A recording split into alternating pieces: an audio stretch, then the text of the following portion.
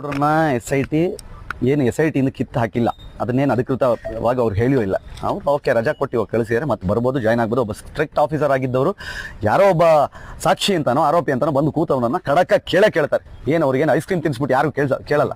ಹಂಗೆ ಕೇಳಿದ ಕೂಡಲೇ ಈಗ ಇಮಿಡಿಯೇಟ್ಲಾಗಿ ಅವರು ಬೇರೆ ಥರ ಹೇಳಿದ್ರು, ಹಂಗೆ ಹೇಳಿದ್ರು, ಹಿಂಗೆ ಹೇಳಿದ್ರು, ಪ್ರೆಷರ್ ಹಾಕಿದ್ರು ಅಂತ ಹೇಳಿ ಓಕೆ ಎಸ್ ಐ ಟಿಯು ಸಹಿತ ಶಾಂತವಾಗಿ ಏನೇನು ಮಾಡ್ಬೇಕು ಆ ಕೆಲಸವನ್ನು ಮಾಡ್ತಾ ಇದೆ. ನಿನ್ನೆ ಆ ಜಯಂತ್ ಅನ್ನೋ ಮನುಷ್ಯ ಮಲಯಾಳಂ ಒಂದು ಚಾನಲಲ್ಲಿ ಸ್ಟ್ರೈಟ್ ಅವೇ ಮತ್ತೆ ಈಗ ಇವ್ರ ಮೇಲೆ ಸೈಮನ್ ಅವ್ರ ಮೇಲೆ ಆರೋಪ ಮಾಡ್ತಾರೆ.